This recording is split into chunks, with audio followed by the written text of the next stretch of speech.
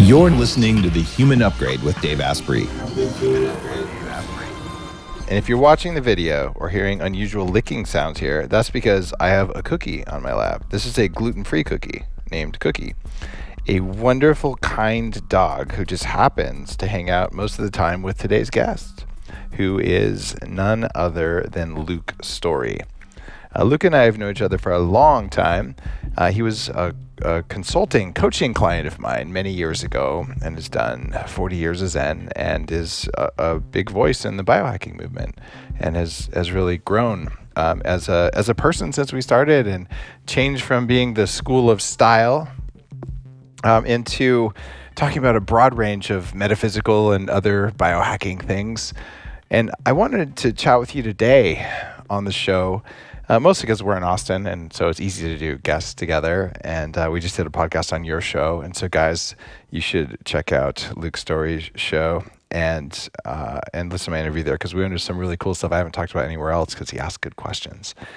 And so anyway, I want to talk about psychedelics and addiction and recovery because Luke has been very public about his history with addiction. And the reason you might say, oh, I don't care about this is like, I don't have addiction. You actually may. A lot of people have addictions that are just more socially acceptable, like a work addiction, sex addiction, gambling, social media.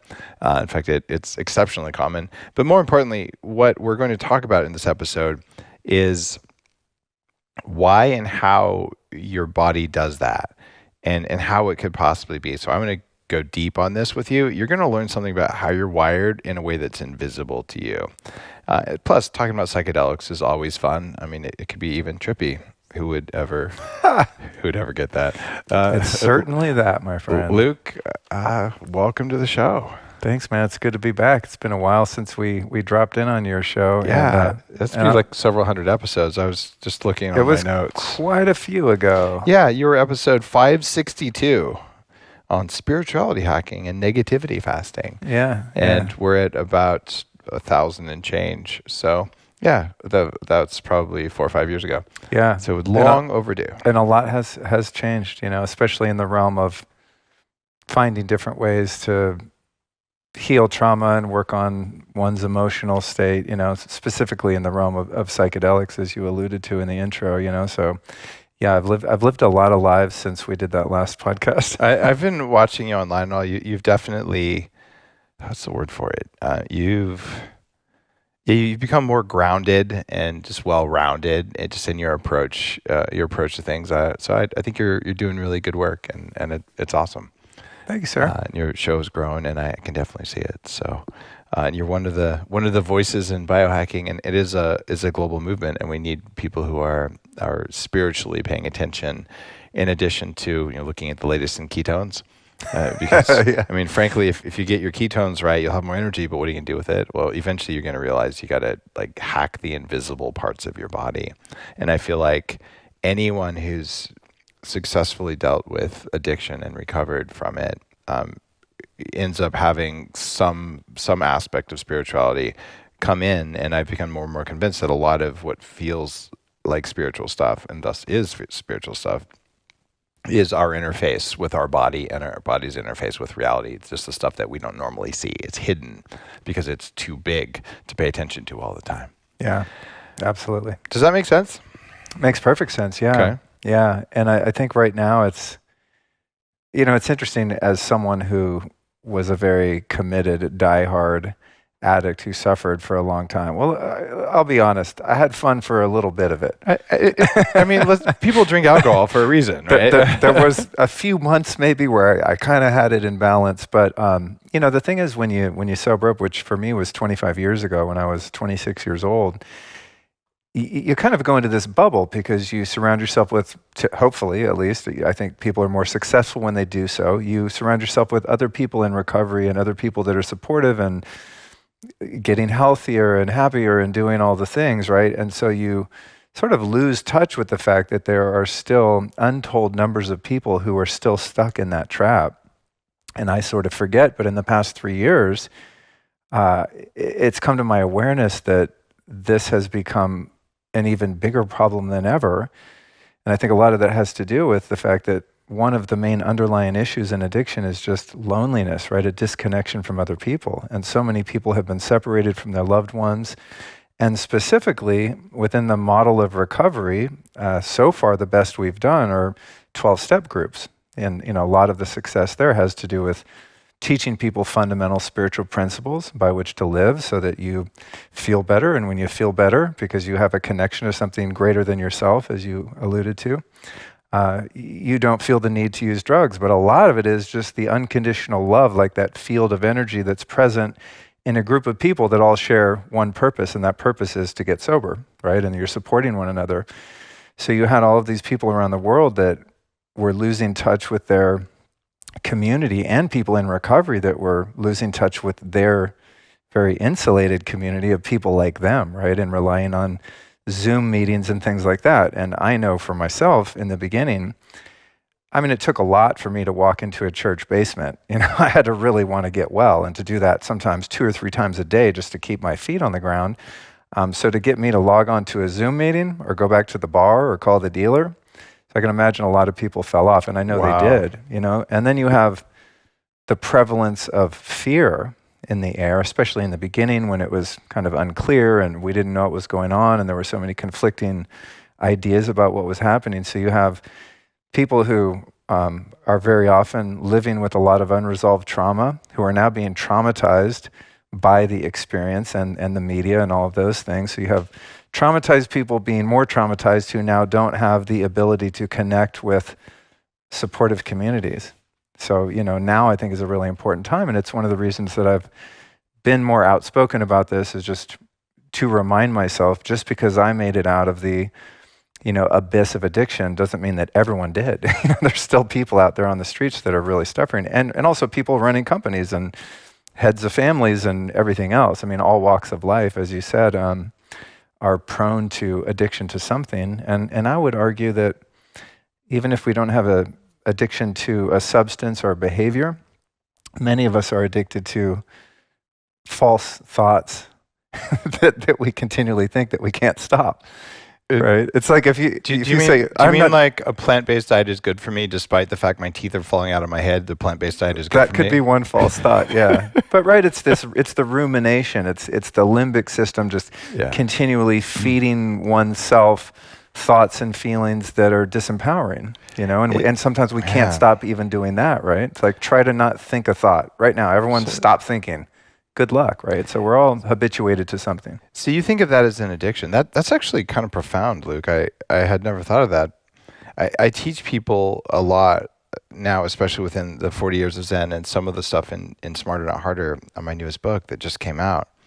I teach them how to turn off notifications in the brain.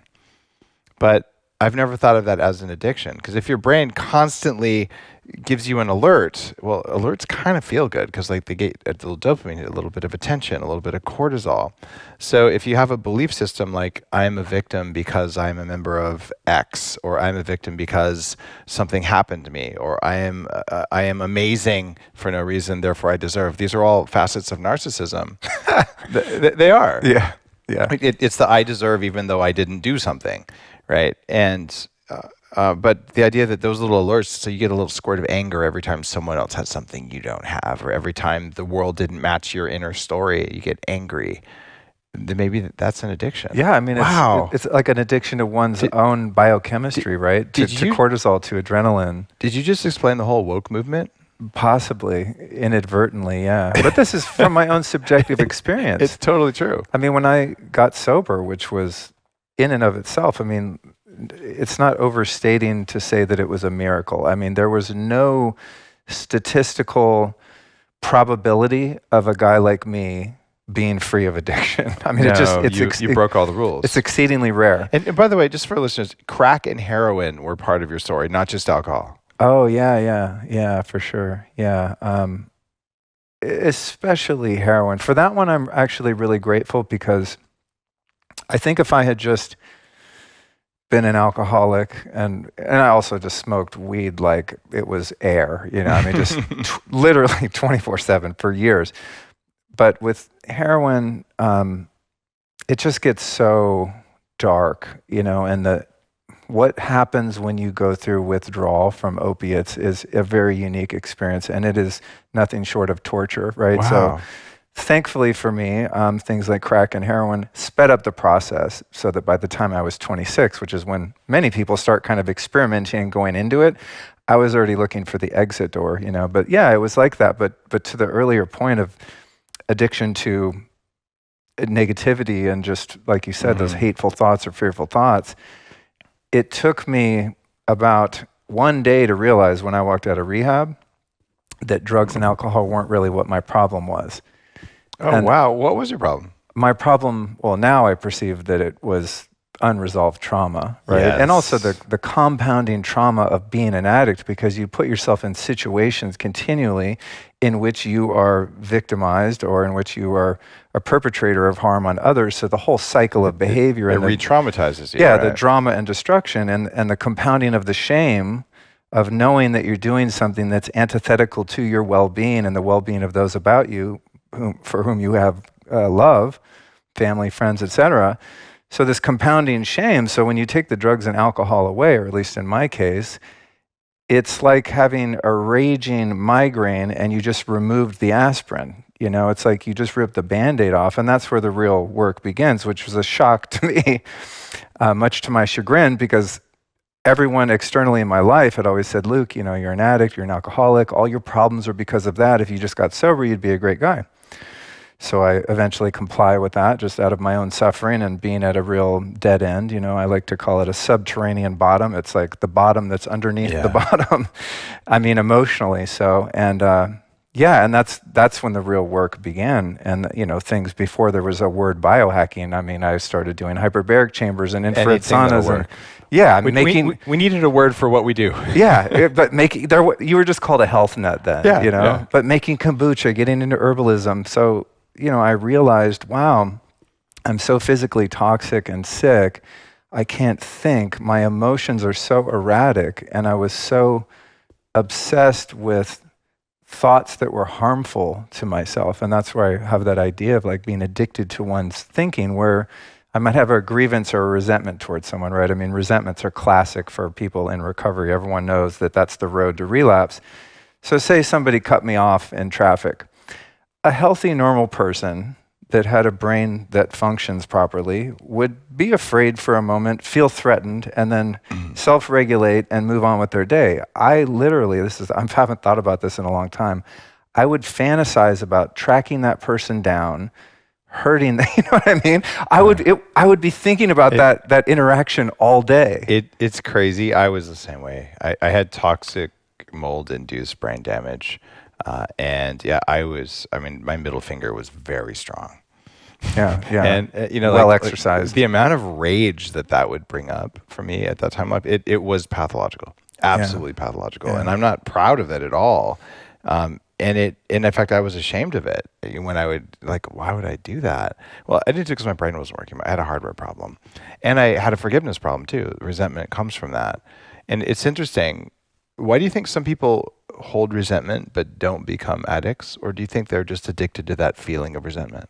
You know, it's interesting. I've, of course, pondered this, why you have, I mean, even siblings, like I have two siblings, right? Two half-brothers.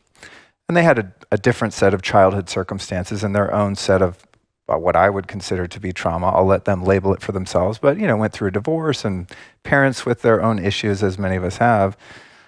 One of them is like me. He's now sober too, my brother Cody, thankfully, 12 years or so. But they both had very, very close in age, very similar circumstances. One sort of withdrew and became a little bit insulated in his personality. That's my brother Andy. He's still somewhat that way, just kind of an introverted person and he's not very expressive, and he had his own way of coping with his childhood. You can't get that guy to drink half a beer. He just doesn't like it. Whatever bothers him is not medicated by drugs and alcohol. My other brother, case study, basically the same experience externally. The minute he tried drugs as a young teenager, like me, it was the answer. It just solved all the problems, you know? So I think it has something to do, and this is just a guess, I think it has something to do with just our biological makeup, that some of us seem to find ease and solution with certain substances for our trauma or unresolved emotional pain or just disconnection from spirit or people or whatever that is that causes us to suffer emotionally and mentally. And then you can have the same exact person with the same circumstances, and they have another coping mechanism. And for them, for some unknown reason, drugs and alcohol don't provide a remedy, and they just find a way to cope. It's interesting that you chose two of the most addictive substances. I mean, heroin and cocaine, right? And cocaine removes your ability to feel happiness without it, so you feel pain without it. Like that's God, what it does. There's nothing worse. And even someone without trauma who does cocaine for a while is going to fall into that because it's neurochemical. But if you're predisposed to having trauma, and there are people who are genetically predisposed to having higher vagal tone, for instance, or just like a nervous system that just naturally goes more towards fight or flight, right? And then you also had heroin, which, opiate receptors, we all have those. And, you get anyone addicted to heroin, even if they don't get predisposed. So you just give it to them every day for a few weeks. Yeah, you see this a lot with people that go on pharmaceutical opiates and synthetic opiates and whatnot, right? Yeah. Where they're not a drug addict type person, and they get physically dependent on it. It's a really interesting. It's an interesting business model, isn't it? Like you force people to inject stuff for a while until they just can't live without it. You might be onto something there. Someday you're going to make something of yourself. Yeah. My entrepreneurial mind is taking note.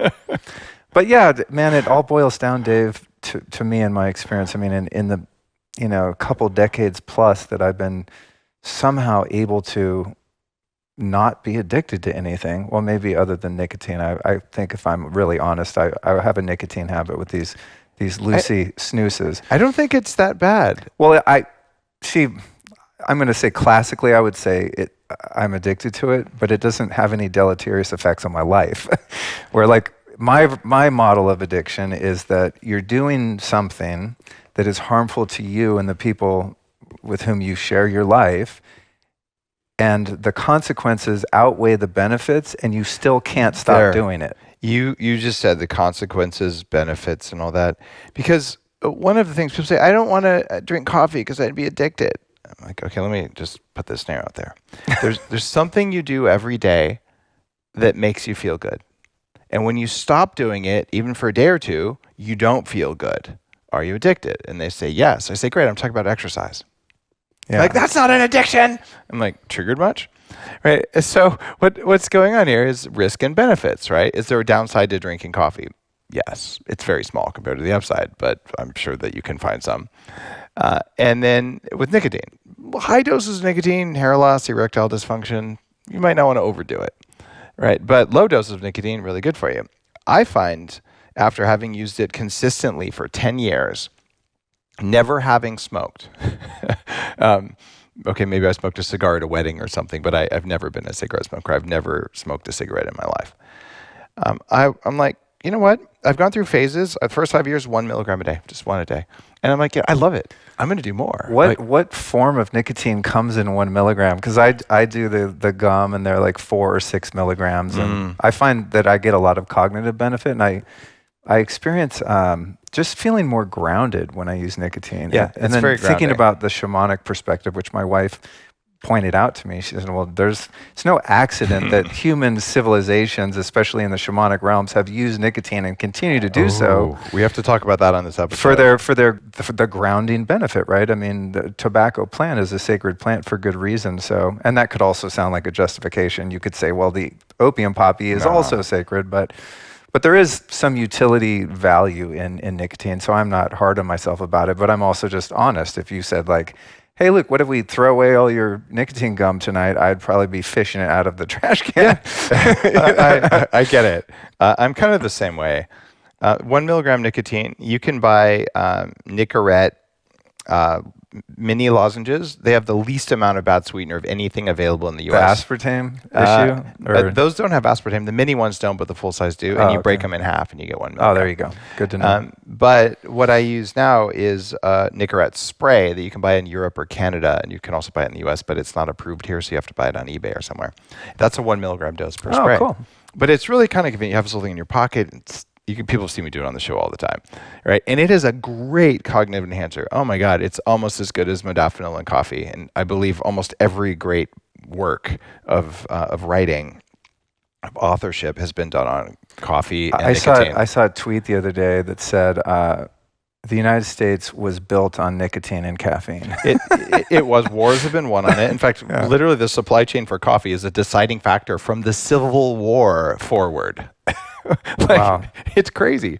So these are fundamental drugs. But when it comes to nicotine, I'm like, okay, I'm just going to take the gloves off. I just like my life on a little bit of nicotine. And it's an anti-aging drug and anti-Alzheimer's at low doses, and smoking's bad for you. So guys, don't smoke, don't chew. It's bad for you. Yeah. If I was smoking cigarettes, I mean, it'd be a different conversation. We'd be cooked. I smoked for a long, long time. And I think that's why I have wrestled a bit with the guilt of using nicotine in different forms that are much more safe and that from which I derive benefit, because when I quit smoking, it was like quitting drinking and all the other drugs. It was just a hard stop, I'm done, never again kind of thing.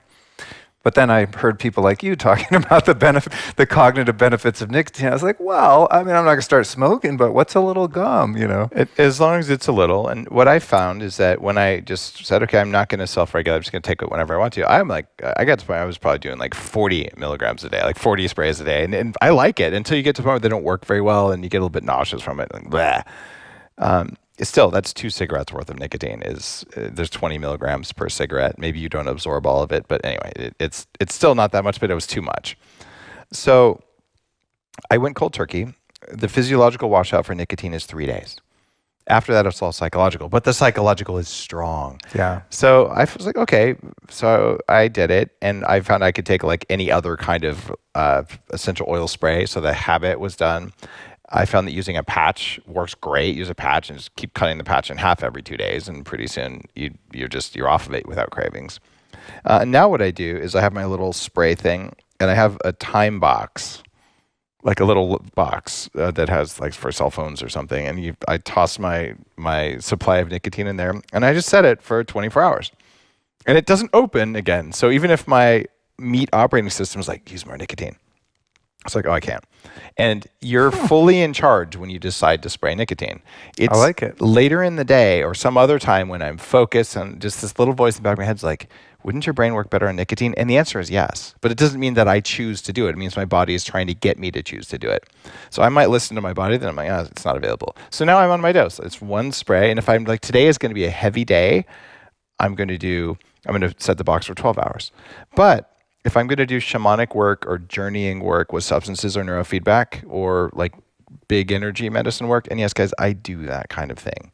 I have, if you didn't notice this, I had yak butter tea on the side of Mount Kailash. I've interviewed Alberto Vieto. I have a very strong and potent practice that is cross lineage. Anyway, when I do that, bring on the nicotine. I might do 20 sprays in a session, and it re-ups whatever substance I may be using for medicinal purposes or for neurofeedback, although certain forms, like 40 years of Zen, nicotine is counterproductive. For other forms, it works better.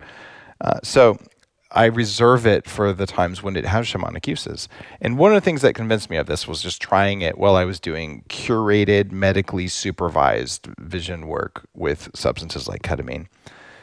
Also, there are tobacaneros. These are basically shamans who, instead of using ayahuasca, they're using tobacco at high doses to hallucinate. And a friend of mine who's a very, very powerful shaman, some people may guess who it is, but it's up to him to tell the story in full.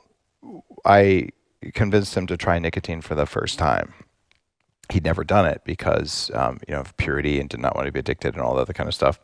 So he takes a spray, flies back on the couch, literally flies back, starts speaking in a language he doesn't know. And literally, according to him, the spirits of the ancestors of North American indigenous people came into the room, and they had a 2-hour conversation that I was witness to.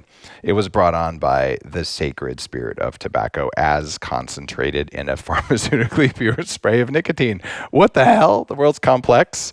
Maybe we're all crazy, but I think nicotine's awesome. Just I don't want to overdo it, so I outsource the decision of saying no to myself all the time. I like that. To a $50 that would box. work with nicotine. Yeah. If it was heroin, you'd be hitting that box open with a sledgehammer about every 4 hours. Be like, plan canceled. Boom. I so respect that. We talked a little bit about addiction and why it's exploded in the last 3 years, just the lack of human connection. And you've talked about how 12-step programs, which provide community, have been a very successful. But you said the most successful. What about Ibogaine? I've seen so many powerful neurological arguments that Ibogaine is very potent for addiction. Do you think it's not as strong as 12-step? Well, I've not worked with Ibogaine, so I can't speak to it directly, but it is widely known as specifically for opiate addiction.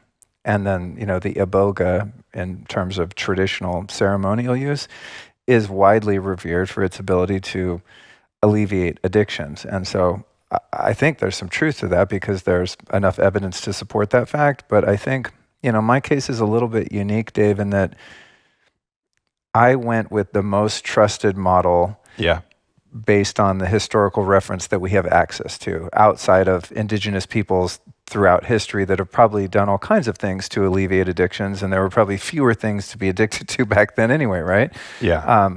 But when I got sober, and what's prevalent, and I think wisely so, in the 12-step model, is that complete abstinence is the key to long-term sobriety, right? Yep. And it has to do with this phenomenon, and it truly is a phenomenon. It's called the phenomenon of craving. And it's when you have an addicted person, let's say addicted to alcohol, right, which I was, and if I drank alcohol, I could not control the amount that I drank, or the duration that I would drink, or the frequency with which I drank. But additionally, if I drank alcohol, I had zero resistance to taking other drugs that I really didn't want to take. And this is this kind of thing that I like to refer to as switching seats on the Titanic, right? It's like you see this a lot when people are trying to get sober. I'm just going to use cannabis, or I'll just have a few beers, or I'll just do a little blow on the weekend. And inevitably, no matter what seat you're on, the ship is going down. So because of the phenomenon of craving that's very common, and I would say universal really to most addicts, that if you quit one thing, try to substitute with another substance, you'll eventually get addicted to that and likely get back on the first thing that you tried to quit. So based on that idea and my own experience of that year after year, just trying to like in my case, I just wanted to use cannabis. I liked it. I could still function, and I was like... At least it felt like you could... Yeah, I mean, I was brain dead. I mean, I functioned at a minimal level, but it didn't destroy my life and put me out on the street at 4 a.m. in dangerous situations and things like that. So I experienced that myself. So then the answer is complete abstinence. You don't do any drugs or any alcohol if you want to be sober and you want that sobriety to last. So that's what I did for 22 years. And I became deeply immersed in all types of different therapy and 12-step groups, and going to India to learn to meditate, and just anything I could do to better myself and just feel more comfortable in my skin. Because as I said, when I didn't use drugs and alcohol to feel comfortable, it was wildly uncomfortable just to be me in my sober body. And at 22 years, after interviewing a number of people on my podcast and just running with people in similar circles that you and I share, I started to meet people who had been former addicts and went and did Iboga or Ayahuasca and were essentially struck sober from the sort of transcendental experience. The potency of that experience would render them sober. And this was... Even Aya, very few people I know got cured by using Aya. I met a few of them. Interesting. Enough to pique my interest. Okay. Yeah. But still, it took me a few years of just kind of being like, well, that's good for you guys, but I don't trust myself and the kind of addiction that I had, that I'm not allowed to play in that sandbox. Like, oh, that's interesting. It's intriguing. And the stories I would hear were fascinating. And not just people getting sober, but people just being absolved of their trauma and their problems and just fundamentally having a change in their character and their whole perception of their reality, and their lives dramatically improving as a result of working with psychedelics and plant medicines.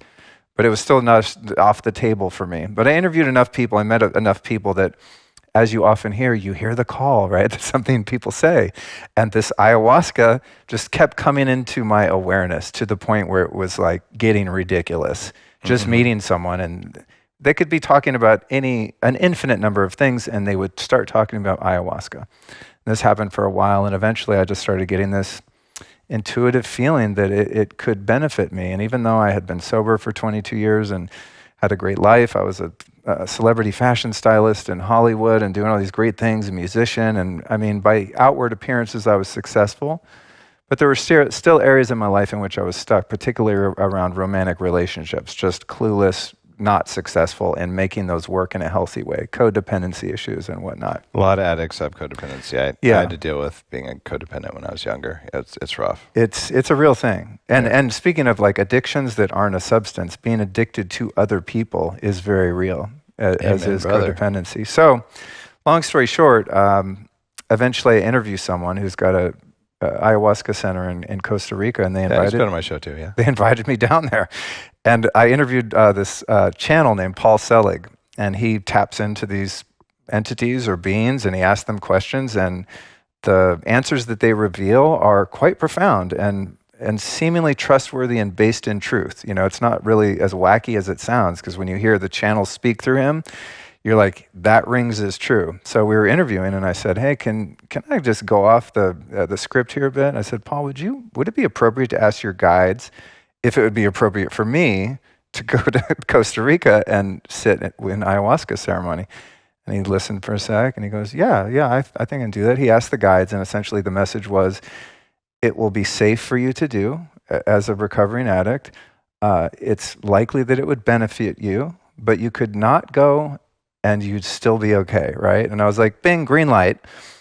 And went in and had 4 really incredible experiences over the course of a week. And in so doing, I had to totally rearrange my whole model of addiction and what recovery looks like and what abstinence is. And there was a lot of reconciliation within myself, because I had built an identity, and rightly so, of someone who is a sober guy. I am sober. It's like when someone says, I am vegan. No, you're a human being who eats plants. I am sober is not an identity, but I needed to build that for my own self-preservation. Yeah, so it was a hack. Yeah, so in those first few ceremonies, I mean, it was scary, because I thought, well, what do I call myself after this? What are people in my recovery community going to think, and so on? But what became abundantly clear to me was that, and I've done, of course, a lot of research and just examination of this, because I've benefited so much from many different experiences over the past few years, is that higher states of consciousness can heal, right? And there were parts within myself that didn't heal. And I found ways through meditation and neurofeedback and different things that had elevated my consciousness, but not to the point of sitting with ayahuasca or 5-MeO-DMT or some of the things that I've experienced. And what's interesting is the origin of the 12 steps, and many people don't know this. And let me give the caveat. This is just my story. I'm not telling someone who's trying to be sober that they should do psychedelics. I really want to make that clear. Yeah, we can talk more about the most efficacious ones for that, but keep going with your story. I mean, it's important to say that, because this is not me promoting this. This is saying I am shocked that this has been my experience, and it's fascinating and beautiful, and it's benefited me a lot. I don't know that would be true for everyone. It can be dangerous, especially if you do it to be cool. If you don't have the intuitive calling and you don't check in with someone who's not you, I think doing ayahuasca is exceptionally dangerous. Well, I contemplated this for about 2 years. You see, you did it right. This wasn't like, you were called, hey, this weekend we're going to go sit with ayahuasca. Want to go? And I'm like, yeah, what the hell? So I'll just, give that caveat, and just really, this is earnestly from my heart. These medicines are not something to play around with. It can get very dark, and things could go horribly wrong. And I know that because when I was an addict, I did LSD and mushrooms all the time and had terrifying, horrific experiences. And because I wasn't doing so consciously, there was no intention other than to try to numb the experience of being me. But anyway, the really interesting piece here is that if you look at the origins of the 12 steps, and that began with the organization Alcoholics Anonymous, the co-founder, Bill Wilson, story is very fascinating. He was a drunkard stockbroker from New York City, and he tried to dry up again and again. It never worked. Well, he checked himself into this hospital called Towns Hospital, and went through a drying out process in which they administered something called belladonna, which was sort of a cocktail of the plant medicine belladonna and some other sedatives to get him through the DTs. Yeah. Because coming off alcohol addiction can be extremely dangerous, and you can die from alcohol withdrawals much more. It's a deadly nightshade. Yeah, much more so than a lot of other drugs. I mean, coming off heroin's not fun, but you're not going to die, likely. So he takes this plant medicine mixture, has all these wild hallucinations, and then a couple days later has the infamous white light experience, upon which the entire program and the entire 12 steps is built, and that was based on a plant journey. Wow. Yeah, and it's a really interesting dichotomy. I just find this so fascinating. So he had this peak experience. Then a couple days later, probably still in the DTs a bit, and the after effects of that integration. And the way he described it in the book called Alcoholics Anonymous is that the whole room filled with white light, and he felt the presence of God and the presence of love. And from that moment on, the guy never had a drink ever again. So it was not the plant medicine, but it was the spiritual experience, the transcendent experience that was a higher state of consciousness that allowed him to access God, source, whatever you want to call it, to give him the restraint and remove that obsession. So then he goes on to get these downloads, which are codified within the actual writings of the 12 steps, which are essentially universal principles that are present in many different lineage and of spirituality and religions and so on, right? Just be a moral person, essentially. Have integrity. Right. They're about those building pesky things. They're really just based on having integrity. So the purpose of him creating the 12 steps was to elicit a similar spiritual experience so that one could have a spiritual awakening and no longer have the need to use alcohol or drugs addictively, right? So it's really interesting that, and then he later went on to experiment with LSD with Aldous Huxley in the 60s, which is crazy. And he wanted to bring LSD into AA. And of course, wisely so, I think everyone said, Bill, you're nuts. We're not bringing, it was legal then. It was like a psychiatric medicine. Yeah, Stan Groff has been on the show, the guy who first used it in medical practice, right? Right. So there's a history that's inconvenient for many in terms of recovery, and rightly so, and I respect that because complete abstinence was the path for me. But what I can say, after some years of venturing into the realm of psychedelics with some degree of consistency, is that there were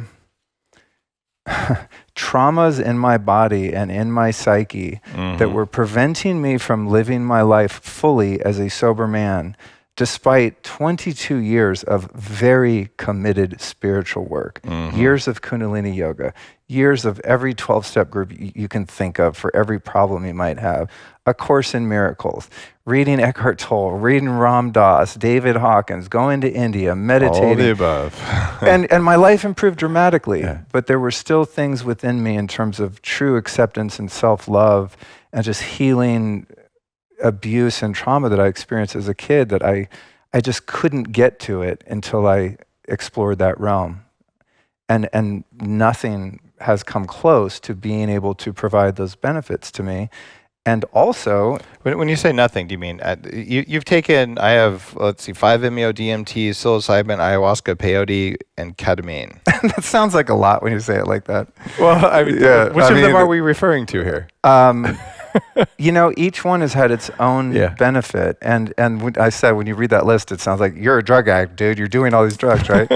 But that's over the course of 4 years, right? And it's like each time that, I live in Austin. I could be doing plant medicines every weekend. I find I do them more often now that I'm in Austin. It's kind of weird how that is. So it's not something I seek out. I'm not looking for it. These experiences that you just listed have literally just fallen on my doorstep. Hey, Luke, I have this intuitive hit that you're supposed to be here at this retreat in a month.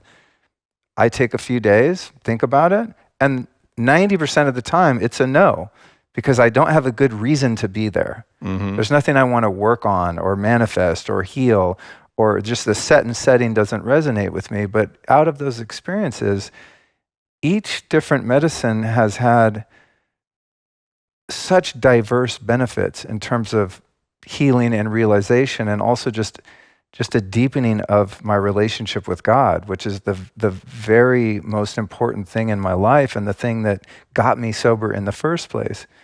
How I got sober, Dave, is I checked myself into rehab. I had never been around religion. I wasn't spiritual. I didn't believe in God. I guess I would be an agnostic at that time. Just like I'm not saying it doesn't exist, but all I know of it is like from movies of people going to church. Like I'm so disconnected from any contact with that realm. Was that an Eddie Murphy movie? But I check into rehab and I'm going through all kinds of crazy withdrawal, and I'm like, can you guys give me some Dilaudid or something? I go to the nurse and she said, oh no, you don't need that. we checked your vitals, you're fine. You just got to rough it. And I said, well, give me something. She said, Luke, you have to go to your room and pray. Pray to God to remove your obsession. And that's all she gave me. So that's all I did. And I went to my little room in that rehab. And I literally, I just from seeing it in the movies, it's the only way I knew how to do it. I got on my hands and knees. I put my hands in prayer position. And I prayed the most humble, sincere prayer of my life that was just, I want to be free. I just want to be free. I'm not asking for anything, but just take this freaking obsession out of my body and my mind. And from that moment until this moment right now, I've never experienced that ever again. Wow. But there was work to follow up on that, or I would have relapsed for sure. But I surrounded myself, I changed my whole life. But with each of those medicine experiences, I've worked through something different, right? Because they each have their own flavor, and each shaman or facilitator has their own unique energy, the sort of energetic grid, the container, the context of the experience. That's why the shaman really matters in these medicines, right? So much, yeah. And thankfully, I've never had a negative experience. Don't do it with a newbie. Yeah, because I've been very discerning. I have a wife who's very experienced in these realms and is even more discerning than I am, and I trust her vision on things. But with something like 5-MeO, I mean, unequivocally, those experiences have by far been the most profound experiences of my life. Wow. I mean, outside of so much so, it's ineffable, right? There's no words to describe the place that you access for that brief period of time. And even just having those experiences, sans any realizations or inner work or understanding, just being in a state of non-duality for 3 to 5 minutes fundamentally changed who I am forever, and there's no going back. And in terms of the things you talk about, reactivity and being triggered and your nervous system not being able to be regulated and all the things that are also useful in the biohacking realm, neurofeedback and all of that. I mean, the things that I'm able to be resilient through when my nervous system gets triggered and there's a natural moment of fight or flight, I'm shocked at how quickly I come back into my body and I'm me again. And I couldn't do that before. Neurofeedback, all these things help. Float tanks, I mean, I made a lot of progress, but some of those experiences that you mentioned have just fundamentally changed me into a totally different person. Wow. Right? But some of it, I think, is also because of the fact that I did have 22 years of a model that I had created. I know what the goal is, right? I want a deep level of presence. I want a spiritual connection. I want loving, healthy relationships. I want it to be an integrous, honest, authentic, loving, kind, patient, forgiving person. Right? I've been working on all of that and making progress. So going into those experiences, I'm not just kind of oh, let's see what happens. I know what I want to work on, and I know what's blocking me. So in that first ayahuasca ceremony, I mean, I had no idea that it was going to be that powerful. I'm sitting there 22 years sober, sitting on my mat with my eyes closed, just waiting for it to happen. And it starts to happen. And I've never felt so free in my whole life, and the freedom really came from learning to trust myself, and that this isn't an excuse to get high or escapism. It's hard to get addicted to ayahuasca. You throw up. It's rough. Unless you like throwing up licorice, juice, essentially. Yeah. But anyway, it's to your question. Each of those experiences have been so unique and so beautiful, and at times harrowing, and facing things that are very difficult to look at within myself, things that I'm ashamed of or still hurt by, or areas in which I'm still stuck. There's still something in the subconscious, and I need to go into that quantum realm in order to get in there and kind of do a psychic surgery and remove those parts of myself and evolve and emerge as a different person. I mean, I used to be terrified of having kids. It was like my absolute worst nightmare. I would never commit in relationships. Yeah, I had that too. And now we're in the process of wanting to get pregnant and going through whatever is necessary to do so. It's a lot of work. Now, for example, just one small example, I'm more afraid now of not having a kid. Well, you've done so much inner child healing work. Well, that's profound. That's what it takes. That's it. So, in summary, again, I don't recommend this journey for others, but I would be doing myself and others a disservice to not be open and honest about this. What it for me is a unique experience. I'm sure there are many other people that are combining both of these realms, right, of addiction recovery and also using different medicines to heal. But to me, it's still just front page news in my awareness because the change that I've experienced has been so profound. Wow. I think you did a lot of the personal work before you did the plant medicine. I see a disturbing trend in people saying, I'm going to go to ayahuasca, which is one of the more dangerous substances, actually. I'm going to do that first. And I have some friends who are like, I've done 200 ceremonies. I'm like, when is it not working? Yeah. Right. At what point? And so I do see kind of a disturbing trend. And because it is uniquely, I think, dangerous spiritually, it needs to be treated with reverence and respect. And I prefer to do it with someone who's exceptionally experienced at sitting with it, because a good shaman's like a firewall.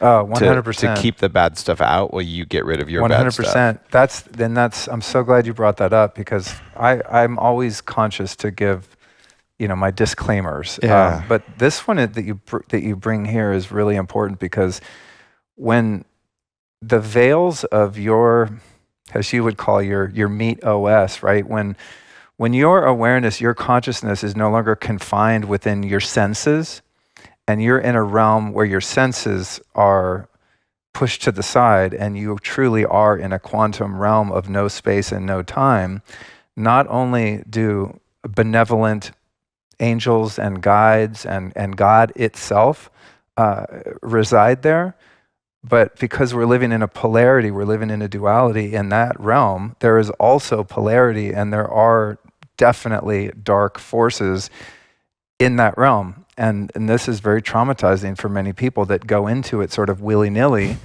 and don't have the protection of a proper guide. Those things will move right in and take up residence if you don't have the right guide. Yeah. And this is, in circles I run in, I won't say it's common with people that I'm friends with and stuff, because I think they have the same level of discernment and caution around this, or maybe prudence. But I do hear stories, and I know they're true, of people taking on entities, or just almost becoming possessed and just having really dark experiences. Whether or not those goblins exist in those realms or not, they emerge worse, right? And have a very difficult time finding their way back to this reality. So yeah, it's definitely nothing to play with. But for me, when I've done so with that prudence and being very mindful about it, I've had nothing but positive experiences. And you did your work first. You did lots of personal development work, lots of therapy, addiction recovery, neurofeedback, breath work, cold therapy. Like, you did the preparatory work instead of just jumping in looking for a panacea. Well, that explains why you hear these stories, right? Of because I've benefited so much, I've been a bit naive in terms of if I meet someone and they say, I've sat with ayahuasca a few times, I would immediately trust that person, because I think they've done the same work that I have, right? No. But it's so interesting. It's actually a sign they're weird. You see people that have had a lot of these experiences, yet still really lack moral fortitude and just integrity, right? Which is you can lack integrity and do ayahuasca 100 times. You won't get integrity. That comes from something else. Right. It's like you hear these stories of these predatory shaman in South America and stuff, and they're drinking ayahuasca all the time, and they're raping people, know? So it doesn't necessarily, if you have a peak experience, it doesn't necessarily give you access to or instill you with moral character and trustworthiness, right? It's interesting to me, and it's one of my kind of points of naivete that I'm learning to overcome, that just because I've had such tremendous transformation and I've become a much more pure person, just wholly speaking. Even since I first worked with you on coaching, you've dramatically evolved. It's really impressive. Yeah, and I'm not trying to toot my own horn. No, because I practice integrity in my word. I don't say things that aren't true at any level that I'm aware of. Well, I appreciate that, and all by the grace of God, honestly. But it's like the way I look at the relationship with God for me, and it's not a religious thing, but it truly is a relationship, and it's like a partnership. And so when I show up fully and I'm really ready to change and I'm ready to surrender those parts of myself that are based in falsehood, the power that's needed to cause that change is the power of God. And it's like when I give my humble permission and I really surrender and turn myself over, then these tremendous changes take place because I've allowed them to happen. And all I've really done is shown up and said, hey, there's some things about me that I would really like to change because they're not working for me. God, could you help me? Which is what I did in that first prayer. I wasn't asking to be a millionaire or have a lot of pretty women around or a fancy car.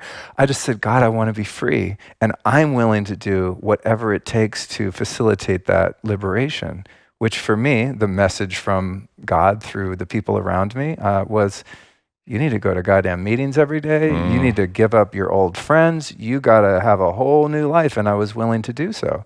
You have to learn to meditate. You got to pray, read spiritual books. I did my work, but the real transformational energy and power came from and continues to come from God. It's like I'm giving God keys to my room and he's coming in and cleaning it up, you know? Wow. Yeah. So I'm a participant in the process. So when you say, yeah, you've grown a lot, it's like, well, yeah, and I've been partly responsible, but mostly it's just grace. It's just me allowing grace to infiltrate my life and my awareness and to change things about myself that I have difficulty changing in and of myself and my own willpower. It seems like a lot of the substances that you were using actually, they work on some level to help facilitate forgiveness, which is at the core of the work, the healing work that I do. And you've been through a very early version of 40 years of Zen. And that protocol has evolved since you did it. And it's actually in my new book, In Smarter Not Harder. Just how to do a reset, to do a rapid forgiveness with or without technology. But when I did ketamine for the show, I was like, oh wow, this is a complete forgiveness drug. Like when I sit on this, now that I know how to do the reset, I can just go bam, bam, bam. I'm like, oh man, I hadn't thought about that girl in high school. Okay, it looks like there's something to forgive there. And you just like get it done. So some of these really facilitate that. And sometimes, there's downloads and all. The one that you haven't done though is the one that I would actually recommend to a friend who would call and say, I have an addiction problem. And that's Ibogaine, because Ibogaine resets your neurotransmitter receptivity kind of back to baseline. It's like a reset. So people describe doing it, and then the next day they don't crave alcohol, they don't crave heroin, they don't crave nicotine even, they don't crave anything, right? And it's not one that you microdose. It's when you do it, it's intense. Yeah. A buddy of mine who's a high-level military guy from one of the branches went through an Ibogaine ceremony recently for traumatic brain injury. And I had a chance to talk with Jared from Black Rifle, because now I'm in Austin. I get to hang out with cool people, and he's also working on, companies like Mission Within, which is taking veterans with brain injuries and using the same thing. It's very interesting that they're having profound resolution of trauma and brain injury, as well as addiction recovery from this one of the plant substances. But I don't think you see that from, say, doing ayahuasca. But I do think you see trauma resolution more from ketamine than you would Aya. But Aya's like a slippery kind of a snake. Yeah, if you see snakes. It is interesting that, like, on paper, the most logical substance for me to work with would be Iboga or Ibogaine, right? But the reason why I've never done it, and it's around, is honestly I've never felt called. There you go. And I'm so happy you said that. So you could say that, and if I wasn't thinking correctly, I'd be like, oh, well, Dave, that makes sense, so I'll go do that. But it has to do more than make sense. It has to make my heart flutter a bit. There has to be, a tingly yes. There's a charm, a sense of charm that draws me into the experience, that brings that decision. If it's just an intellectual curiosity, it's a no. Good. And for me, it's not only got to be a yes, it has to be a yes on multiple days in a row, where I recheck in and I go, I'm signed up for this thing. I could still pull out. Is this a yes, Luke? It's still a yes. Like, for example, there's an opportunity in a month or two to sit with Bufo again, 5-MeO-DMT. And I've done that quite a few times. And I mean, honestly, some of them have been a little scary because of the ego dissolution, the part of me that doesn't want to let go of being me and having a persona and an intellect, right? I mean, it's such an immersive experience. So I haven't felt called to do that at all. And I don't feel any call there. After the last few times, which happened incidentally in one day, I thought, I'm probably done for life. But someone texted me and said, hey, I'm coming to town. I'm going to be serving that medicine. If you know anyone, doors open. I was like, oh, that's nice. I'll keep it in mind if I know someone who's curious about that and wants to lean in. And ever since I got that text, there's been a little tingly feeling in my awareness. It's like, that's a maybe for me. So, it's got to go from a maybe to a yes, to a hell yes, to an F yes, before I'm going to walk in that door. And I might even walk in the door, hypothetically speaking, sit on the mat, and if I get a maybe then, I'm walking out. I actually have done that, specifically with ayahuasca. I've done it twice in 23 years. And there would have been a time in the middle, but when I was there, I'm like, I am absolutely not called to this. And I was getting a hell no from my nervous system, so I said no. I don't think the spirit of ayahuasca liked that very much, but it was, I had some interesting things happen after that, but that's how you have to roll. And you said something that's really precious for people listening to the show. You've also been an addict.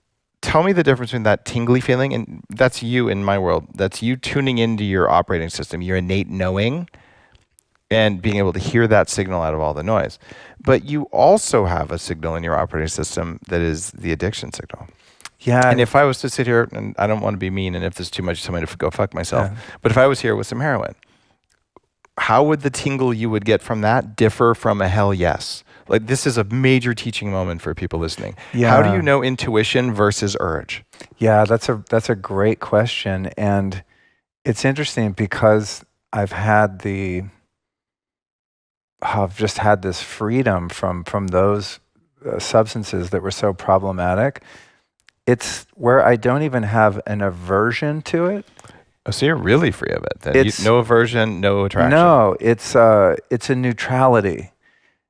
So it's like, a lot of people use cannabis recreationally, and that was my number one drug. I mean, just the smell of that would just send me into a frenzy when I was a kid, And people will be smoking weed, just when I'm out and about, for example, and I'll take a whiff and I go, that smells really nice. And there's just no part of me that says that smells nice, therefore I need to put it in my lungs.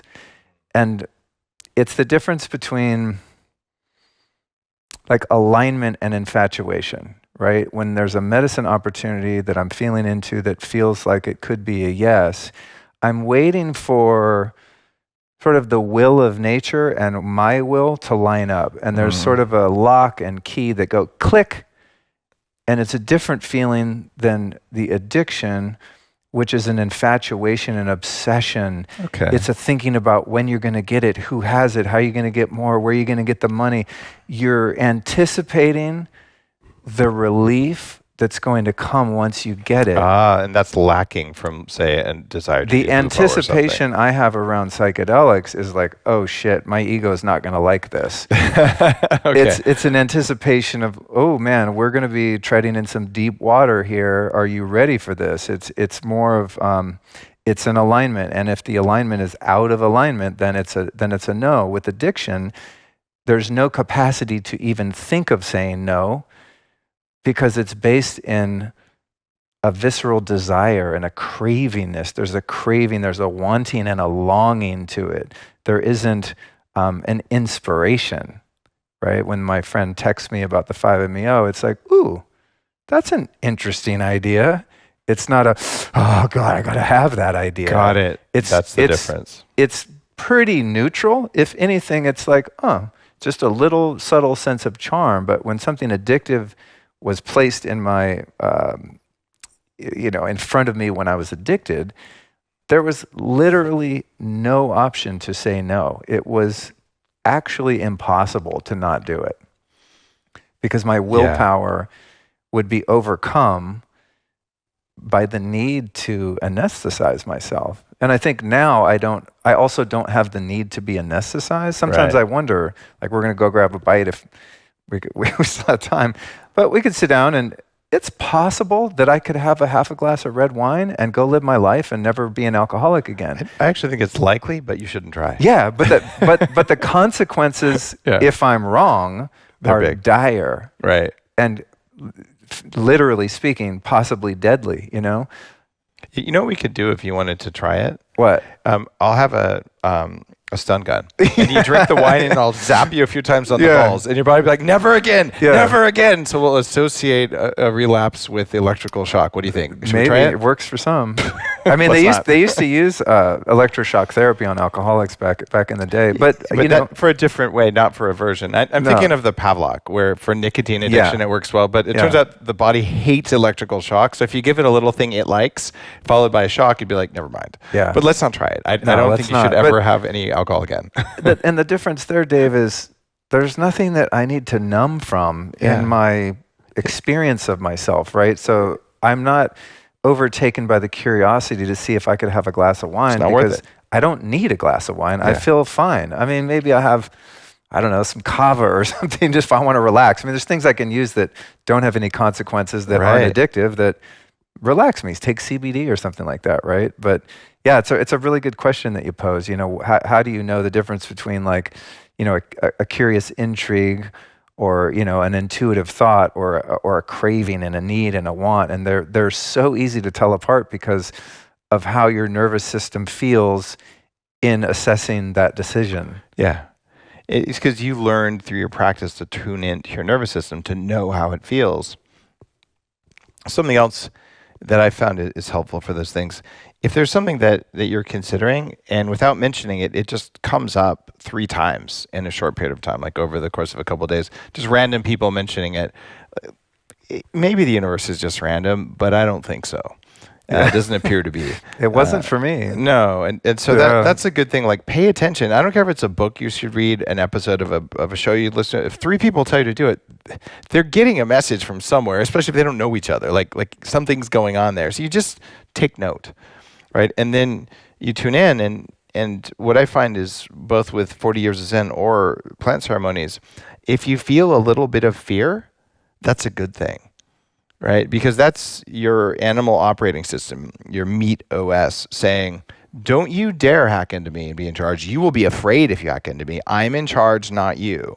And another name for that, at least portions or parts of your operating system, are your ego. The ego's in there to drive the operating system. And the ego doesn't like it that you're in there too. It's like, God damn it. Like, why does this guy keep messing with my operating system? And it doesn't like to let go of its role. No.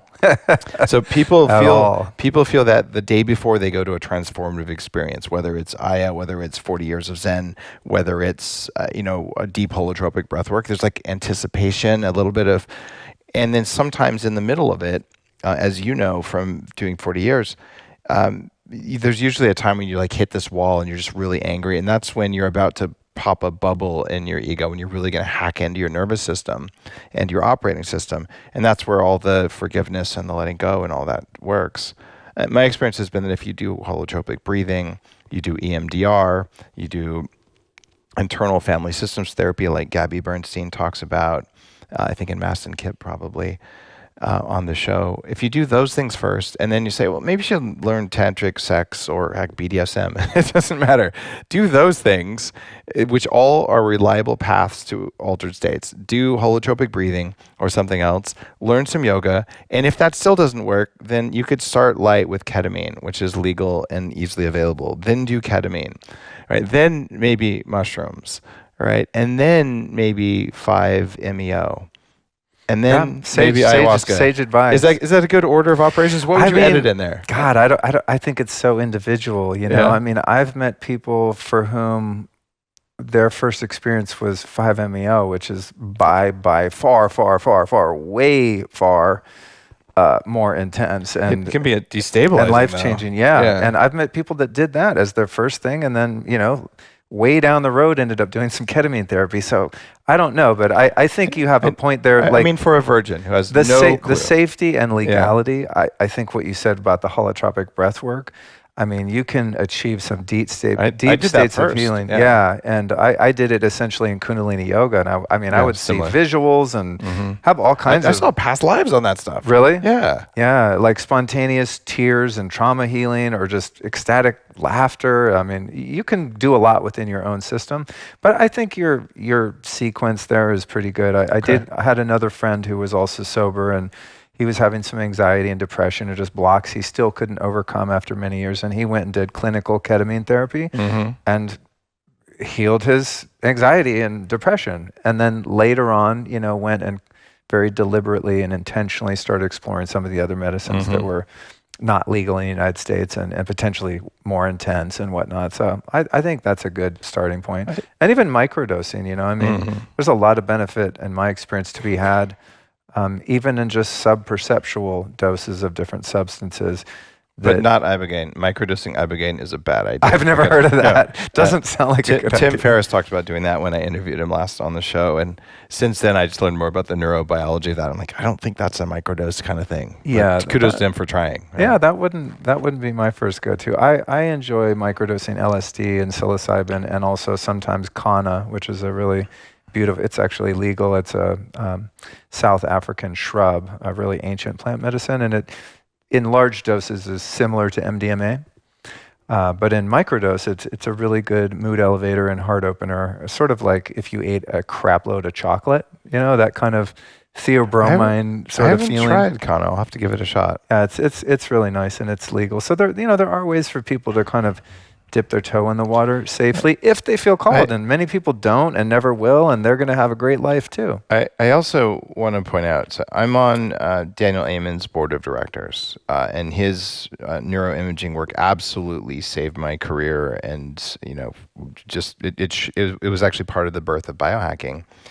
And then I'm going to business school and I'm failing and I don't know why, and I feel like maybe I'm just stupid. And I did one of his early spec scans and it's like, oh look, you have a broken brain, you have a hardware problem. Yeah. So he's been very consistent with his work, and I believe it wholeheartedly. Otherwise, I wouldn't be on his board. And he talks about and shows you pictures of what alcohol and cannabis do to your brain. They are bad for you. That's not to say that there isn't a case for taking oral cannabis in certain circumstances where it may be beneficial, but for the average person, it's not helping, even if it feels like it is. But it is recreationally fun. If you do it on occasion, you're probably fine. But alcohol, it turns out, isn't that good. But when it comes to things like regular use of ketamine and other things like that, he'll show you picture after picture of people's brains where the metabolism is harmed by doing this. And even ayahuasca, he's like, Dave, even a single dose, like it is not good for the brain. It takes a long time for the brain to recover. And the lesson beyond all this is, you probably should be following Daniel Amen's work. Doc Amen, I think, is his handle on most things. If you're considering any of this kind of work, because you need to understand what it may do to your brain. And it's also the reminder that says this is an occasional practice at best with a long recovery and integration period. This is not a regular, I'm going to do it every 2 weeks because I live in Austin practice. Yeah. I think that's harmful. Yeah, no, good advice. Yeah, he did a brain scan for me, and it was alarming to say the least. So much so that I immediately went out and bought a hyperbaric chamber and probably did 200 sessions in that thing. Did it help? Oh, very much so. Very much so, yeah. I haven't done a follow-up scan, but what I found interesting with the hyperbaric that I actually really enjoyed was, because I would just meditate in there essentially. There's not much else to do depending on the style that you have. Mine was the lay down kind, so you're going to lay down. So I kind of meditate, take a nap, but I would go in there and microdose ketamine, like a ketamine troche. Yep. Yeah, and listen to like a Joe Dispenza meditation or New Calm or something like that. And I had some really just deeply restorative, beautiful experiences doing that. There's something about the sensory deprivation element of a chamber. Yeah. You're in there, no one can get in, you can't get out, at least not quickly. And also just the blood flow to the brain of whatever you happen to be taking. Now, Eamon would probably really hate that, that I did that. He would support the ketamine Yeah, part because of I it. remember asking him, I think, about ayahuasca or psilocybin or something. He was like, never do it, it destroys your brain. I said, okay, noted, I'll be mindful. I actually trust him quite a lot there. And there is a case for microdosing psilocybin because it increases BDNF and it increases neuroplasticity. And I've never asked him about microdosing. Next time I talk to him, I will. Yeah, I'd be curious to see what he has to say. And I respect his point of view, but then, there's also he's a master. Yeah. There's also subjective experience, right? Where you read a list of all these things I've done in the last 4 years, and my brain's never worked better. No, I don't know what it would look like under a scan. You also did hyperbaric, which may be mitigating. And I mean, I've had an OxyHealth hyperbaric chamber for 15 years at my house, including a hard chamber, as well as a soft chamber for much of that time.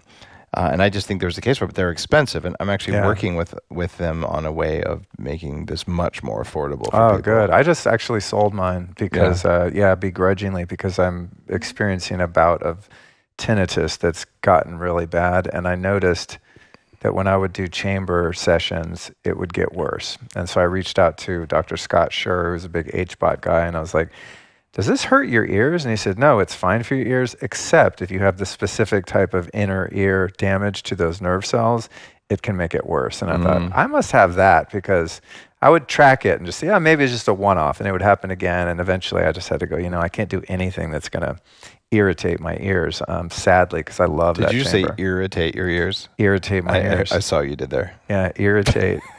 It's a new term, irritate. We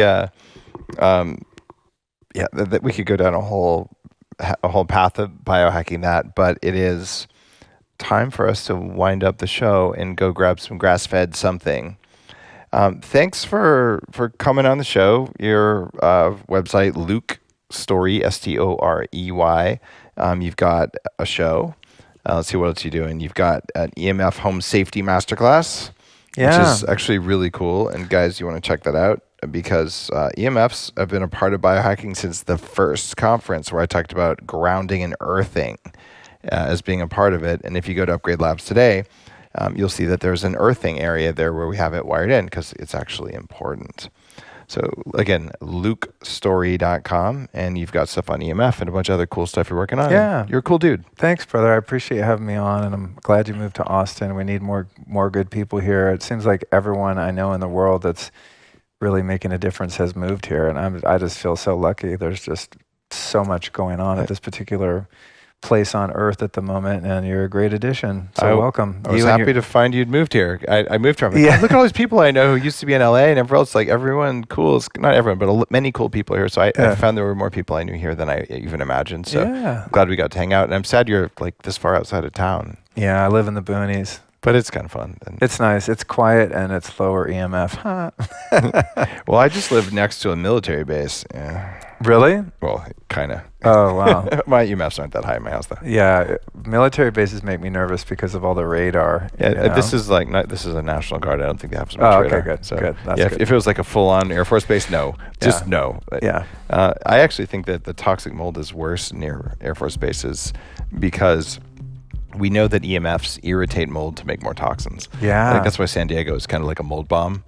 Isn't that crazy? Yeah, I heard that a while back. It makes a lot of sense, right? Because the mold is fighting for its survival, and it's sensing that threat. So it's like trying to make more mold. Nice. Yeah. Well, thanks again, Luke. I'm sure I'll see you at some event in Austin. If not, I'll come back on the show, or vice versa. Guys, again, this was Luke Storey. You've heard him before, but he's a longtime biohacker with a metaphysical bent, and his show is awesome as well. Thank you, man. I appreciate it. You're listening to The Human Upgrade with Dave Asprey.